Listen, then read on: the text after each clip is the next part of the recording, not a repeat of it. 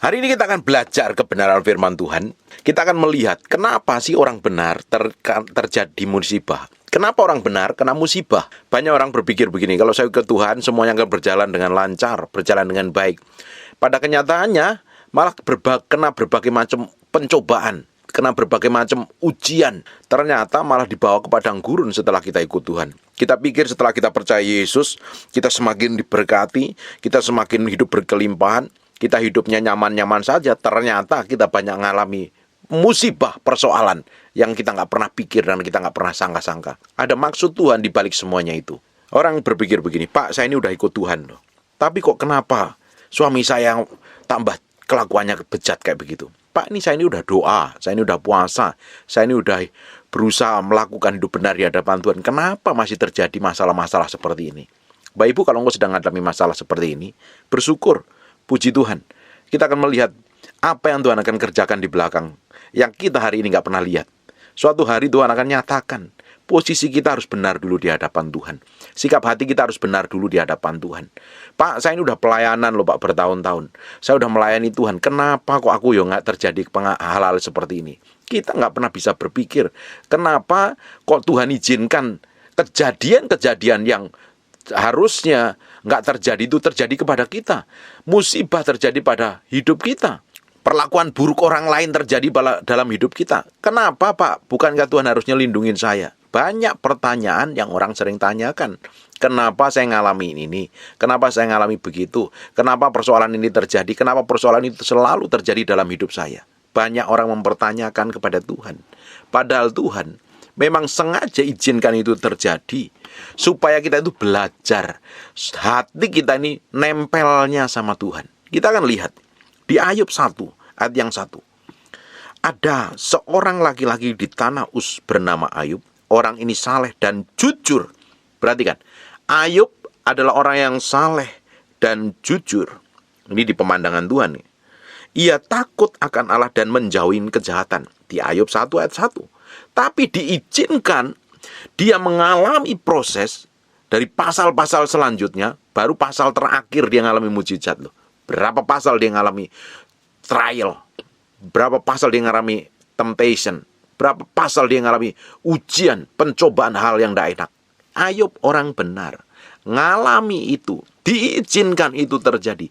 Sakit rasanya, tidak enak rasanya. Saya pernah ngalami situ. Mungkin Bapak Ibu juga pernah ngalami. Saya pernah ngalami kejadian-kejadian yang tidak enak. Saya sama istri saya sering bilang, kita nikmatin aja proses ini. Kita tahu di ujungnya Tuhan pasti akan sediakan sesuatu yang besar. Ternyata memang Tuhan sediakan. Di dalam menghadapi masalah persoalan yang kita nggak pernah tahu kenapa ini terjadi, nggak usah banyak tanya sama Tuhan. Nikmatin aja perjalananmu. Kalau semakin kita tanya-tanya sama Tuhan dan Tuhan nggak kasih jawaban, diam aja. Nikmatin aja proses yang diizinkan terjadi dalam hidup kita. Kita tahu Tuhan tidak akan pernah mencelakain kita. Kita tahu Tuhan itu baik sama kita. Kita tahu ujungnya Tuhan menyediakan sesuatu yang lebih besar. Apa yang tidak pernah terlintas dalam benak kita, di dalam pikiran kita, di dalam hati kita. Ada hal besar yang Tuhan siapkan. Karena Tuhan membawa kita ke dalam perjalanan menuju kebesaran. Ternyata waktu diizinkan itu terjadi, Ayub belajar. Dulu aku kenal Tuhan, kata orang. Hari ini aku ngalami Tuhan. Diajarin dengan pelajaran yang sangat mahal sekali di hadapan Tuhan. Ayub orang benar. Ayub orang saleh. Ayub orang jujur. Dia takut akan Allah dan menjauhin semua kejahatan di Ayub 1 ayat 1. Tetapi berikutnya diizinkan hal yang mengerikan, hal-hal yang horor, hal yang gak pernah dibayangkan. Dia mengalami sakit penyakit, anaknya meninggal, hartanya habis, semua orang meninggalkan dia. Tetapi ternyata di balik semua yang diizinkan itu, Ayub belajar banyak tentang Tuhan. Dia semakin mengasihi Tuhan. Dan ternyata Tuhan siapkan sesuatu yang besar di ujungnya. Bapak Ibu meski pelajarin tentang Ayub ini, baca kitab Ayub, itu kitab yang powerful sekali. Awalnya memang mengerikan, tapi ujungnya ini orang semakin mencintai Tuhan, mengasihi Tuhan. Kita lihat yang kedua contohnya. Daud adalah orang yang melakukan semua kehendak Tuhan. Di Kisah Para Rasul pasal 13 ayat yang ke-22. Setelah Saul disingkirkan, Allah mengangkat Daud menjadi raja. Mereka Tentang Daud Allah telah menyatakan, aku telah mendapat Daud bin Isai, seorang yang berkenan di hatiku dan yang melakukan segala kehendakku. Apakah benar setelah Saul disingkirkan, Daud langsung menjadi raja? Tidak. Saul tetap menjadi raja. Bahkan dia ngejar Daud, mau dibunuhnya dengan seluruh tentara Israel. Mau dihabisinnya Daud. Bayangkan, dia hidup berkenan, hidup takut akan Tuhan, melakukan kehendak Tuhan, tetapi ngalami hal itu. Daud ngalami bagaimana dia ditekan, dianiaya, dikejar-kejar, dimusuhin, diperlakukan buruk. Ngalami. Semua tokoh di Alkitab mengalami hal seperti ini. Kita akan lihat Yusuf. Yusuf mengalami yang sama. Dia melakukan yang benar, ditanggung jawab dengan semua pekerjaannya. Ternyata dia malah difitnah karena tidak mau tidur dengan istrinya Potifar. Difitnah, malah dijeblosin ke penjara. Semua tokoh ngalami itu. Sadrak, Mesak, dan Abednego. Mereka orang yang hidup takut akan Tuhan. Daniel pun juga ngalami yang sama. Dia cemplungin ke gua singa. Sadrak, Mesak, dan Abednego dimasukin ke dapur perapian. Semua mengalami hal yang dia nggak pernah pikirkan. Daniel nggak pernah dipikirkan di dalam pikirannya kalau dia mau dijeblosin ke gua singa. Sadrak, Mesak, Abednego juga nggak pernah berpikir suatu hari dia akan dicemplungin ke bara api. Yusuf pun juga nggak pernah berpikir kenapa dia suatu hari akan dimasukin ke penjara. Daud pun juga nggak pernah terlintas dalam pikirannya. Dia pikir dia diurapi jadi raja, suatu hari jalannya mulus. Ternyata jalannya nggak mulus. Dia ngalami semua hal-hal yang mengerikan yang dialami dalam hidupnya. Tujuannya satu, Tuhan ketika membawa kita ke dalam hal-hal yang tidak enak, hal-hal yang pahit rasanya, hal yang kita seringkali bertanya, seringkali kita dibawa mentok pada perjalanan yang nggak tahu jalan keluarnya apa-apa. Kadang Tuhan diam, Tuhan nggak melakukan aktivitas apa-apa, kita berdoa pun nggak dijawab Tuhan, kita nyembah rasanya malah mentok ke tembok, kita minta ditumpangi tangan seluruh hamba Tuhan kok belum terjadi juga breakthrough. Kita minta nubuatan nabi ini, nabi itu ternyata juga belum terjadi terobosan. Ternyata Tuhan sedang mempersiapkan kita untuk sesuatu yang lebih besar. Daud sedang dipersiapkan menjadi raja yang besar. Lewat proses, lewat aniaya, lewat tekanan, lewat himpitan. Daniel pun juga dipersiapkan untuk sesuatu yang besar. Yusuf dipersiapkan untuk sesuatu yang besar. Ayub ternyata ujungnya dia menikmati kelimpahan yang double porsi. Ada bagian yang harus kita berserahkan sama Tuhan. Apa? Hati kita. Ini penting. Hatimu, hati saya harus kita bawa setiap hari jadi korban yang berkenan didapatin di hadapan Tuhan. Orang yang mau mempersembahkan korban hatinya sepenuhnya sama Tuhan, dia rela dibentuk, dia rela diproses, dia rela dipersiapkan Tuhan untuk sesuatu yang besar. Ketika Tuhan mau pakai kita, ketika Tuhan mau mempersiapkan sesuatu yang besar dalam kehidupan kita, Tuhan kadang mengizinkan segala sesuatu terjadi seperti yang tidak kita harapkan, seperti yang tidak pernah pikirkan. Dan kejadian itu rasanya mengoyak batin kita. Loh, aku kok ngalami kayak begini? Aku kan udah melakukan ini dan itu, kenapa aku ngalami seperti ini? Dengerin baik-baik. Tuhan itu melakukan segala sesuatu punya maksud dan tujuan. Tuhan kita bukan iseng-iseng. Tuhan kita bukan serampangan dan sembrono. Ya udahlah aku bikin mengsara aja. Ya udahlah aku bikin menderita aja. Ya udahlah aku bikin begini begitu. Tidak, Tuhan tidak pernah iseng dengan hidup kita. Apapun kejadian yang menimpa kita, Tuhan punya maksud dan tujuan. Sekalipun hari ini kita orang benar, ternyata kita mengalami hal buruk, kita mengalami masalah, kita mengalami musibah, kita mengalami hal yang tidak pernah kita pikirkan. Sekalipun kita udah rajin nyembah, doa, mencari Tuhan siang dan malam, bahkan mendedikasikan hidupmu sepenuhnya sama Tuhan, ternyata kamu mesti mengalami hal yang tidak pernah kamu pikirkan. Tuhan di balik semuanya ada hal yang besar yang Tuhan sedang siapkan. Tuhan sedang mengatur skenario, sesuatu yang ilahi dalam kehidupan kita, dipersiapkan untuk sesuatu yang besar di dalam kekekalan nanti.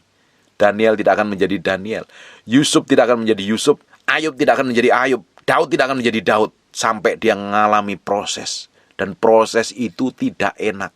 Dan proses itu kita harus alami. Setiap kita harus mengalami. Dan respon hati kita harus benar di hadapan Tuhan. Saya sudah sering kali ngomong hal seperti ini.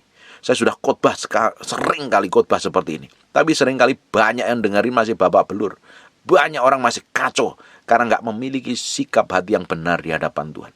Waktu kita sedang dibawa proses ke dalam jalan buntu yang nggak ada jalan keluarnya. Kita lihat, kita pikir jalan buntu itu. Ternyata di ujung jalan buntu itu Tuhan sedang berdiri, menanti kita mempersiapkan sesuatu yang lebih besar, supaya hati kita itu fokusnya sama Tuhan. Hati kita hanya tertuju sama Tuhan, bukan kepada yang lain. Kita lupa dengan diri kita sendiri. Kita ngikutin apa yang Tuhan mau. Kita fokus kepada tujuan Tuhan.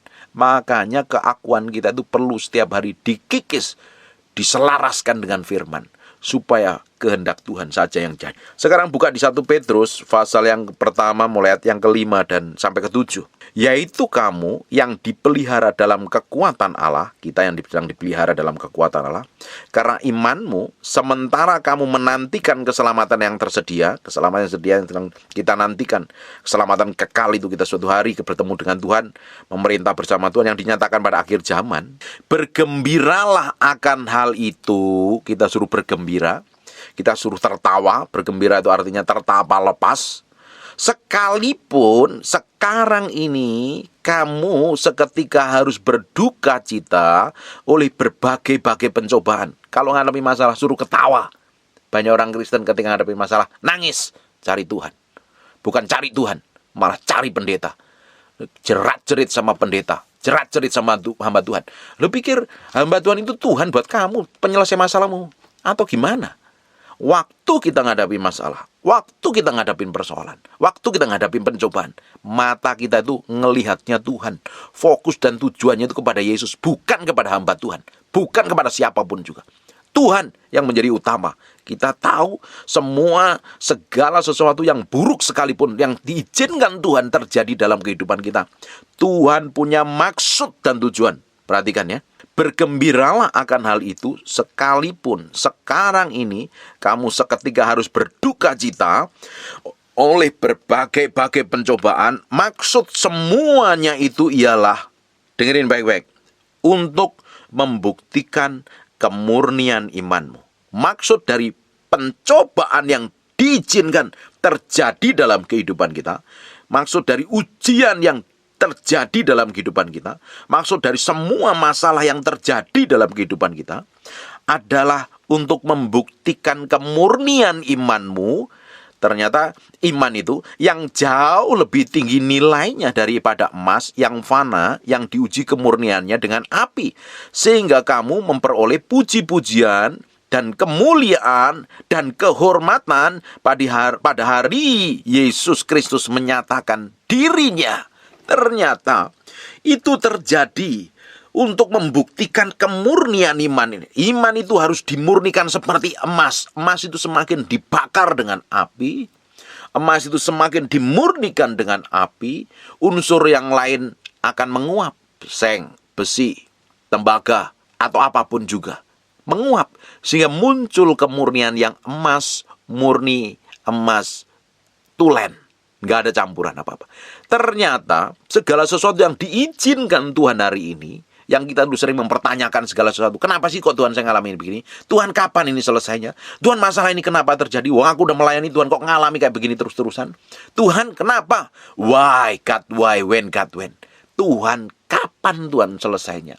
Tuhan kenapa ini terjadi? Dengerin baik-baik. Maksud dari semuanya itu, Tuhan mau hatimu. Tuhan mau hatimu nempel kepada Dia. Tuhan izinkan terjadi sampai itu untuk membuktikan imanmu itu sungguh mencintai Tuhan, mengasihi Tuhan. Perhatikan baik-baik. Yusuf, Daud, Ayub, Daniel, ketika ngalami ini, sikap hatinya benar di hadapan Tuhan. Ketika Daud diangkat, diurapi menjadi raja, dia tidak langsung menjadi raja. Dia bisa ambil jalan pintas, berbagai kesempatan. Diizinkan Tuhan ketika Saul sedang buang air, Saul sedang tertidur, bisa dengan cara instan, secara daging Daud bisa bunuh. Tapi Daud potong ujung jubahnya aja dengan hati berdebar, dengan takut akan Tuhan. Karena apa? Respon hatinya benar, sikap hatinya benar. Yusuf berkali-kali diuji. Ternyata dia memiliki sikap hati yang benar. Ketika dia menjadi orang nomor 2 di Mesir, dia tetap melepaskan pengampunan kepada saudara-saudara yang datang kepada dia, minta makanan. Is powerful. Orang yang sudah dibentuk Tuhan, orang yang sudah mengalami peremukan, orang yang benar-benar sedang disiapkan Tuhan, dan respon hatinya benar di hadapan Tuhan. Memiliki hati seperti emas loh. Hatinya seperti emas murni. Dia tidak memiliki kepahitan, tidak memiliki sakit hati dengan apa yang orang lain lakukan di masa lalu. Dia fokus kepada tujuan Tuhan, karena Tuhan punya maksud dan tujuan. Harusnya mata kita hari ini tuh ngelihatnya itu dengan kacamata iman. Melihat dari semua masalah ini, Tuhan sedang mempersiapkan untuk sesuatu yang besar. Dan ternyata di akhirnya, supaya kita ini didapatin hidup berkenan di hadapan Tuhan. Sehingga kamu memperoleh puji-pujian, dipuji Tuhan, diberikan kemuliaan dan kehormatan pada hari Yesus Kristus menyatakan dirinya. Suatu hari kita akan didapati menjadi hamba yang berkenan, hamba yang bisa dipercaya, hamba yang menyenangkan hati Tuhan seperti Daud menyenangkan hati Tuhan, dipromosi Tuhan. Itu tujuan akhirnya. Kita ini didapati berkenan, bukan jadi hamba yang jahat sekali, hamba yang munafik, hamba yang palsu, hamba yang hidup penuh kepalsuan, ngelakuin aktivitas rohani, tapi perlakuannya buruk, sikapnya buruk, karakternya buruk, melukai dan menjadi batu sandungan bagi banyak orang. Hidup kita hari ini harus menikmatin semua yang Tuhan izinkan, baik itu enak atau nggak enak. Apalagi kalau Tuhan bahwa kita mengalami hal nggak enak, kita disuruh berbahagia, kita disuruh tertawa bahagia, menikmatin hidup, karena kita sedang dipersiapkan untuk sesuatu yang besar yang kita tidak pernah pikirkan. Rencana ilahi yang akan digenapi dalam kehidupan kita. Sekarang buka di Yakobus pasal yang pertama, ayat yang kedua sampai ayat yang keempat. Saudara-saudaraku, anggaplah sebagai suatu kebahagiaan apabila kamu jatuh ke dalam berbagai pencobaan. Kita disuruh berbahagia. Kita disuruh hati kita itu senang. Kalau kita sedang mengalami berbagai pencobaan, ini bagian dari yang Tuhan izinkan di balik semua ini. Tuhan sedang mempersiapkan suatu promosi yang besar dalam hidup kita. Makanya kita disuruh berbahagia.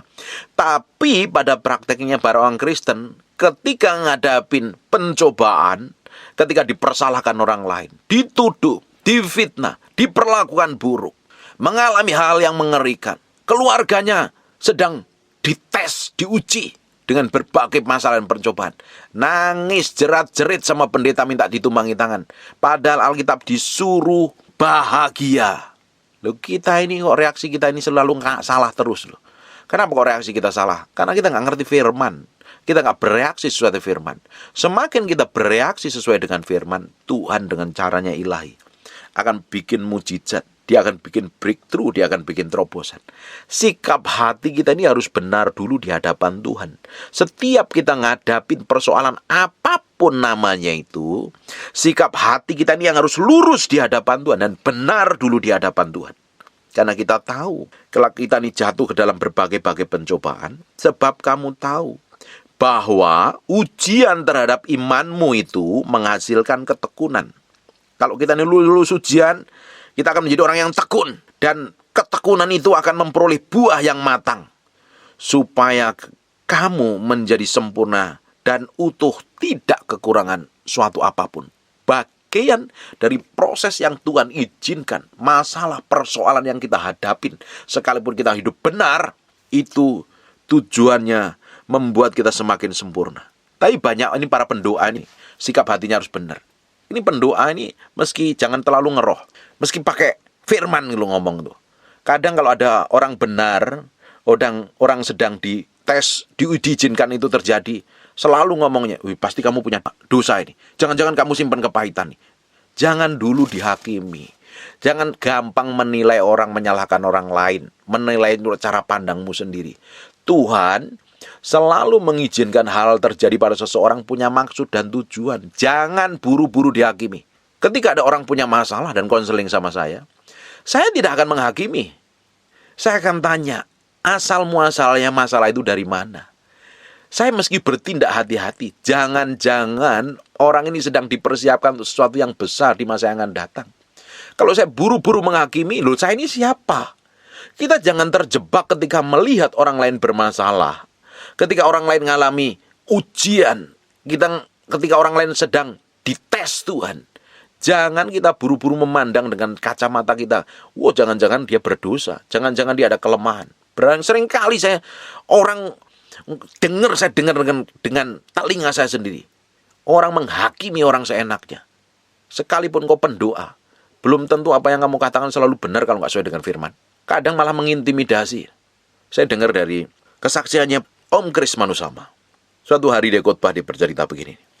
Saya itu, waktu itu, ada pendoa yang ngakunya peka dengan Tuhan. Ngomong, Om, nanti bulan depan Om akan ngalami seperti ini. Terus nggak dijelasin. Itu yang ngomong tenang-tenang saja. Tapi yang mendengarkan pikiran terus loh. Ini yang perlu dikoreksi hal-hal seperti ini. Belum tentu benar ini di hadapan Tuhan. Karena semua yang dari Tuhan, dengerin baik-baik nih. Semua yang sumbernya dari Tuhan selalu mendatangkan damai sejahtera. Selalu mendatangkan kebaikan. Bukan mendatangkan kecemasan. Bukan mendatangkan ketakutan. Kalau orang yang ngakunya berbicara atas nama Tuhan, tapi ngomongnya selalu menakut-nakutin, membuat orang itu takut, membuat orang itu cemas, membuat orang itu bingung, membuat orang itu bimbang, nggak memberikan damai sejahtera, bukan dari Tuhan. Karena di mana ada roh Allah, di situ ada kemerdekaan. Dan Tuhan tidak akan pernah memberikan kepada kita roh ketakutan, tapi roh yang membangkitkan keperkasaan. Bukan dari Tuhan. Sekalipun orang itu ngomong dari Tuhan, saya yakin dan percaya. Karena Tuhan selalu kalau berbicara akan mendatangkan damai sejahtera. Kalau itu berbicara tentang teguran, itu akan membuat orang itu tertemplak dan mau bertobat. Bukan malah takut, cemas, bingung, dan bimbang. Loh, itu Tuhan kok bikin seperti itu? Bukan dari Tuhan itu. Dengerin baik-baik. Kita harus pakai hikmat. Kita harus ngerti kebenaran. Kita mesti tahu caranya Tuhan. Kita mesti kenali caranya Tuhan bekerja. Karena Tuhan bekerja, tujuannya itu satu, mendatangkan kebaikan bagi kita. Pastikan sikap hati kita tetap benar di hadapan Tuhan. Kalau engkau punya masalah karena dosa dan pelanggaranmu, karena kesalahanmu, setan akan hancurkan hidupmu. Tetapi kalau kamu bertobat, rancangan setan Tuhan sanggup ubahkan menjadi rancangan penuh pengharapan, masa depan yang penuh pengharapan. Hari ini dengerin baik-baik. Fokus kita adalah tujuan Tuhan. Fokus kita adalah janji Tuhan. Bukan kepada persoalannya. Bukan pada masalahnya. Bukan pada kejadian yang kita alami. Perjalanan hidup kita itu setiap hari berjalan bersama Tuhan. Kalau hari ini kita kena masalah, kita ngalami pencobaan, kita ngalami ujian, jangan fokus hari ini. Fokus ke depan. Karena Tuhan sedang mempersiapkan sesuatu yang lebih besar, yang nggak pernah kita pikirkan, yang nggak pernah kita bayangkan sedikit pun. Tuhan punya rencana yang ilahi, yang dahsyat, yang nggak pernah kita pikirkan. Dengerin baik-baik hari ini. Engkau yang sedang nangis, yang putus asa, yang stres, yang jerat-jerit, mau nyerah, dengerin baik-baik. Kamu jangan fokus pada dagingmu, jangan fokus pada masalahmu, jangan fokus pada persoalanmu. Belajar dari apa yang dialami Daud. Belajar apa yang dialami Yusuf. Belajar dari apa yang dialami Sadrak, Mesak, dan Abednego. Belajar dari apa yang dialami Daniel. Belajar dari apa yang dialami oleh Ayub. Mereka sedang dipersiapkan untuk sesuatu yang lebih besar. Lebih besar pengaruhnya. Lebih besar otoritasnya. Lebih besar pengurapannya. Lebih besar dan lebih memiliki kekuatan yang ilahi yang dahsyat dalam kehidupan kita di masa yang akan datang. Kalau kita fokus pada masalah, kita akan putus asa. Karena kita merasa masalah kita lebih besar. Apalagi kalau engkau kena masalah nggak ngerti firman. Biasanya ngedumel, ngomel, ngerutu, ngeluh. Kamu nggak ngerti firman, kamu mau belajar firman. Jadi bulan-bulanannya setan. Banyak orang Kristen nggak ngerti firman, nggak ngerti kebenaran, nggak bisa ngambil keputusan. Ketika ngadapin masalah, nangis, jerat-jerit, teriak, putus asa, minta didoain sana-sini. Dipikir dengan didoain masalahmu cepat kelar. Kalau kamu ngadapin masalah, kamu punya tanggung jawab untuk menyelesaikannya. Jangan pernah lari dari masalahmu. Hadapin masalah itu. Karena masalah, persoalan, ujian, apapun hal yang menimpa hidupmu hari ini, Tuhan sedang mempersiapkan hidupmu membawa suatu perjalanan menuju kebesaran ilahi. dan hidupmu supaya didapatin. Semakin murni hatimu, semakin mencintai Tuhan, dan hidupmu supaya didapatin sempurna di hadapan Tuhan seperti yang Tuhan mau. Nikmatin, enjoy, sadar dan ngerti bahwa kesusahan seharian untuk sehari. Besok Tuhan sudah siapkan ketika kita bangun pagi anugerah yang baru, urapan yang baru, berkat yang baru, kasih karunia yang baru, yang berlimpah-limpah setiap hari. Jangan dipegang masalah yang terjadi hari ini, kamu simpen sampai besok, sampai lusa. Ada orang-orang tertentu karena kebodohannya gak ngerti kebenaran firman Tuhan. Masalah yang 15 tahun, masalah yang 20 tahun masih diingat-ingat sampai orang itu mau mati pun diingat-ingat. Karena apa? Gak ngerti kebenaran. Buat apa masalah kita simpen? Buat apa kepahitan kita simpen? Ngapain kita simpen hal yang busuk di dalam hati kita dan kita bawa sampai ke masa depan? Itu akan jadi beban. Tidak heran orang-orang kayak begini yang menyimpan persoalan masalah hanya disimpan dalam hatinya, yang harusnya dibuang, ditanggalkan, disimpan bertahun-tahun dalam hati sampai hari ini. Perjalananmu terseok-seok, terhambat. Harusnya kamu mencapai destinasi Tuhan, kamu ternyata masih muter di dalam persoalan yang sama dan masalah yang sama, tidak pernah keluar dari hal yang konyol, yang selalu membuat kamu terjebak. Dan ternyata setan ada andil di belakangnya. Setan senang supaya kamu gak mencapai destinasi Tuhan. Kita jadi orang Kristen memiliki hikmat, pengertian, pengetahuan. Kita harus memiliki pengetahuan yang lebih. Karena setan pakai tipu daya segala macam untuk menjebak kita supaya kita gak capai destinasi Tuhan. Bayangkan Bapak Ibu, kalau kita ini lulus dari setiap proses yang Tuhan izinkan, dan kita didapatin berkenan di hadapan Tuhan, berkemenangan, kita memiliki kemurnian hati, kesucian hati, pengaruh kita lebih besar. Otoritas kita lebih besar. Dan banyak orang akan melihat kemuliaan Tuhan melalui hidup kita. Mereka akan diselamatkan. Dan setan tidak suka itu. Makanya setan butakan mata hatimu. Dipikir masalahmu yang paling gede dan kamu harus dikasih seluruh jagat raya. Karena kamu sedang butuh perhatian. Para sahabat Tuhan harus doain kamu. Padahal kamu sendiri gak ngerti kebenaran. Hari ini sedang mengalami persoalan ini. Datang kepada Tuhan. Ngomong sama Tuhan. Tuhan, lihat aku nih. Aku mau melihat kemuliaan, aku mau berjalan bersamamu. Aku menikmati semua kebaikan dan kemurahan-Mu mulai hari ini. Aku mau berjalan, melihat masa depanku, yang penuh pengharapan, yang sudah Engkau siapkan. Sekalipun hari ini Engkau melihat suamimu masih babak belur, keluargamu berantakan, ekonomi kacau, kamu dituduh, difitnah, diperlakukan buruk, hidupmu masih rasanya berat, tapi kamu melihat bahwa Tuhan sedang mempersiapkan untuk sesuatu yang lebih besar ke depan. Ketika sikap hatimu benar, Tuhan akan bawa hidupmu mengalami hal ilahi. Kamu akan nikmati semua hal ilahi ke depannya. Amin. Bahagia, senang, ketawa ketika kamu menghadapi masalah. Semakin kamu nangis, setan semakin senang. Semakin kamu khawatir, semakin kacau, semakin bingung, setan akan tertawa. Karena kamu sudah masuk jebakannya. Dan hari ini kamu kalau menghadapi masalah, persoalan, himpitan, tekanan, ketawa sama Tuhan. Tuhan, terima kasih. Aku tahu Engkau sedang bekerja atas hidupku. Terima kasih Tuhan, semua hal ini terjadi. Aku mau tertawa dan senyum lebar. Kan Engkau sendiri berkata aku harus berbahagia kalau aku menghadapi banyak ujian, persoalan, masalah.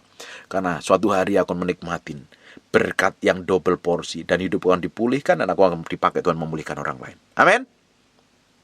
Belajar senyum sama Tuhan setiap hari. Sekalipun kamu menghadapi tekanan, himpitan, persoalan, jalan hidupmu akan menikmatin semua kebaikan dan kemurahan Tuhan. Amin. Tutup matamu, tutup Alkitabmu, kita berdoa. Bapak, terima kasih firman-Mu. Kami materaikan dengan darah Yesus. Terpada loh batin kami yang paling dalam. Berkati semua orang yang sedang struggle, sedang berjuang, sedang dalam padang gurun, sedang mengalami proses. Berikan kemampuan dan kekuatan. Buka mata hatinya untuk melihat janji Tuhan. Melihat masa depan yang Tuhan sediakan. Buka mata hatinya supaya peka. Tidak mau ditipu setan lagi. Ditipu daya setan, dibikin kacau, lemas, bingung, bimbang, ragu, stres. Tapi fokusnya kepada janji Tuhan. Mulai hari ini, berkati semua orang yang sedang mengalami proses ini. Hamba berdoa, berikan kemampuan kekuatan untuk mengalami kemenangan. Terima kasih Tuhan. Hamba berdoa orang yang sedang sakit dan mengalami kelemahan tubuh. Oleh bilur Yesus, oleh darah Yesus, jadilah engkau tahir, jadilah engkau sehat, jadilah engkau sembuh. Dalam nama Yesus, jadi seperti aku doakan. Jadi seperti aku katakan. Dalam nama Yesus. Haleluya. Amin. And God bless you. Sekarang buka matanya. dipenuhi kemuliaan, dipenuhi pujian. Kalau mulutmu kerjaannya nyembah Tuhan, ya gak akan ngomel. Nyembah Tuhan enak kan? Saya bilang nyembah Tuhan itu enak daripada ngomel, daripada ngelutuh, daripada ngeluh.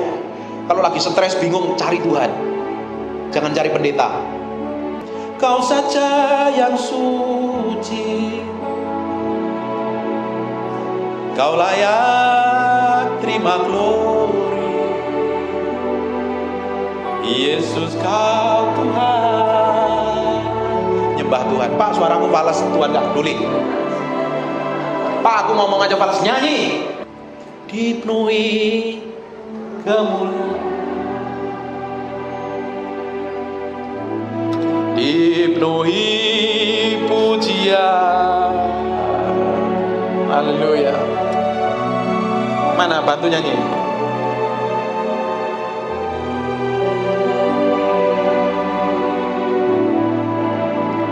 Korban pujian,